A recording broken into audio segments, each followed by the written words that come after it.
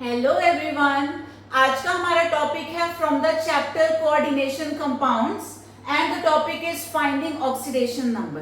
अब ये जो टॉपिक है, इस टॉपिक से ऐसे डायरेक्ट तो क्वेश्चंस नहीं पूछे जाते, but yes the topic plays an important role जब हम स्टडी करते हैं about the nomenclature of coordination compounds, यानी कि आईयूपीएसी नेमिंग। तो आईयूपीएसी नेम्स लिखने के टाइम पे ऑक्सीडेशन नंबर लिखना कंपलसरी होता है। तो लेट अस बिगिन। तो पहले समझ लेते हैं what is oxidation number. Oxidation number is a net charge which the central metal is expected to carry when all the ligands attached to it are removed along with their electron pairs. तो अगर हमारे पास कोई भी coordination compound हो, कैसे identify करेंगे? तो जहां भी हमको ये स्क्वायर ब्रैकेट नजर आएगा वो होता है कोऑर्डिनेशन कंपाउंड। उसमें स्क्वायर ब्रैकेट के अंदर सबसे पहले जो भी लिखा होता है इसको हम बोलते हैं सेंट्रल मेटल। और ये जो ऑक्सीडेशन नंबर है ये हमेशा सेंट्रल मेटल के लिए ही कैलकुलेट होता है, इसके अलावा किसी भी और एटम या ग्रुप ऑफ एटम्स के लिए हम लोग इसको कैलकुलेट नहीं करते। तो फर्स्ट थिंग क्या है? Oxidation number is calculated for the central metal. क्या है सेंट्रल मेटल? स्क्वायर ब्रैकेट के अंदर सबसे पहले जो लिखा होता है, तो इसके लिए हम लोग कैलकुलेट करेंगे। आप समझते हैं कि ऑक्सीडेशन नंबर क्या होता है। तो like in the first case, ये जो कोबाल्ट है ये 6 अमोनिया के मॉलिक्यूल से जुड़ा हुआ है, प्लस यहाँ पे 3 क्लोरीन एटम्स भी हैं। उसके बाद सेकंड केस में ये जो Ag है, this is attached to 2 CN molecules.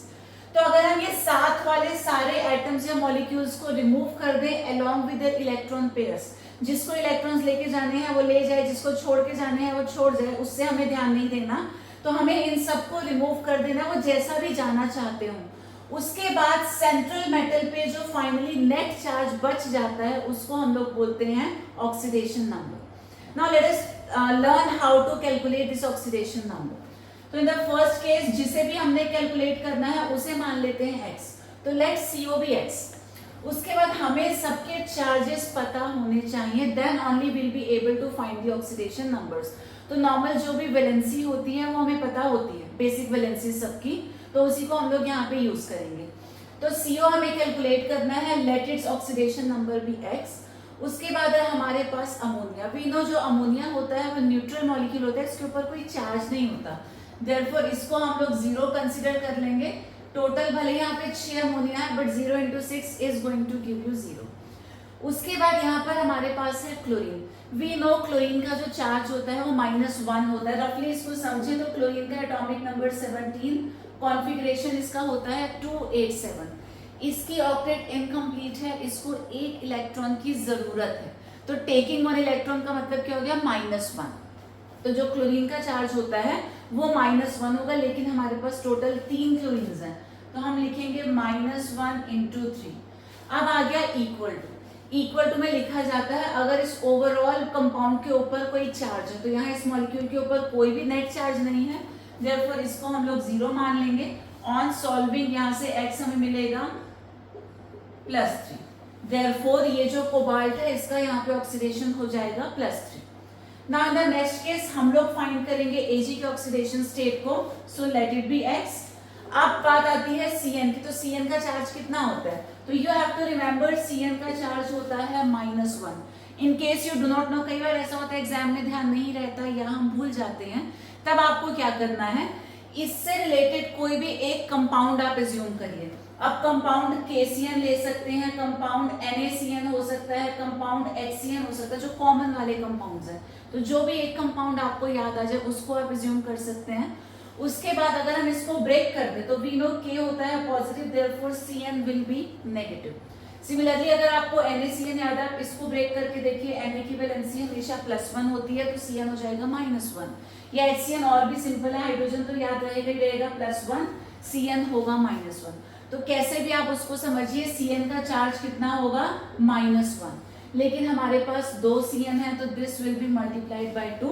और इक्वल टू में क्या लेना होता है? ये जो नेट चार्ज है, तो यहाँ पे नेट चार्ज गिवन है -1।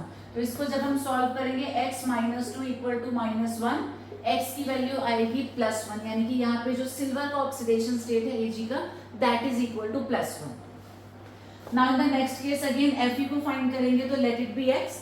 Cn अभी हमने डिस्कस किया -1 होता है, तो -1 into 6 ये हो जाएगा -6। इक्वल टू में ये ओवरऑल वाला चार्ज लेना है, यहाँ से सॉल्व करेंगे तो will be getting x equal to +3। तो Fe का जो ऑक्सीडेशन स्टेट है that is +3 in this case. अब नेक्स्ट एग्जांपल में Cu को फाइंड कर लेंगे, लेट इट बी x। अब जो अमोनिया है, ammonia is again neutral molecule, ये किसी और से तो जुड़ा हुआ नहीं होता ना, तो ammonia is a neutral molecule, तो 0 into 4 is going to give you 0, equal to में लेना है ये overall charge which is equal to +2, on solving x की वैल्यू आएगी +2। इन द नेक्स्ट केस हम लोग फाइंड करेंगे ऑक्सीडेशन नंबर ऑफ निकल, so let it be x।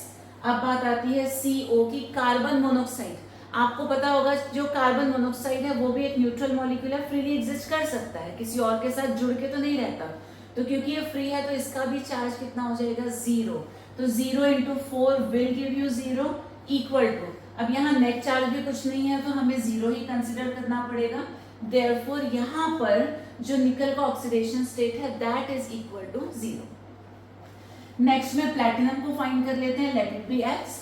अब जो Cl है, Cl की वैलेंसी कितनी होती है अभी डिस्कस किया था, तो Cl की वैलेंसी होती है, अगर मान लो ऐसे नहीं समझ में आता, कोई एक कंपाउंड ले लो Cl का, तो वी हैव HCl, HCl को जब ब्रेक करेंगे तब क्या होगा, H पॉजिटिव Cl नेगेटिव, तो Cl पे चार्ज -1 ही आएगा, इसकी वैलेंसी -1 है। कोई भी हैलोजन जो होता है उसकी वैलेंसी हमेशा -1 होती है, तो -1 into 4, 4 क्लोरीन्स हैं, ये हो जाएगा -4 इक्वल टू में ये हमको ओवरऑल चार्ज लेना है विच इज इक्वल टू -2, इसे जब हम सिंप्लीफाई करेंगे तो रिजल्ट हमेशा मिल जाएगा +2। Now in the next case again let cobalt be x, central metal को फाइंड करना तो लेट इट बी x। अब ये जो Br है, Br is a halogen again, तो हर एक हेलोजन की वैलेंसी होती है -1, तो -1 into 2, 2 ब्रोमीन्स है तो -1 into 2 हो जाएगा -2, और Cn अभी हमने डिस्कस किया ही था, ये होता है -1, बट यहाँ भी 2 Cn है हमारे पास, तो -1 into 2 हो जाएगा -2 इक्वल टू मैं टोल्ड यू ये जो ओवरऑल चार्ज दे रखा है इसको लेना है, तो यहाँ जब हम सॉल्व करेंगे x will be equal to +5। तो इस तरीके से हम लोग ऑक्सीडेशन स्टेट फाइंड करेंगे, and the main thing which you have to remember is, पहला ये कि ऑक्सीडेशन नंबर हमेशा सेंट्रल मेटल के लिए फाइंड किया जाता है, एंड सेकेंडली इसकी जो वैल्यू आएगी that will always be positive, central metal का जो ऑक्सीडेशन स्टेट आएगा दैट इज ऑलवेज पॉजिटिव।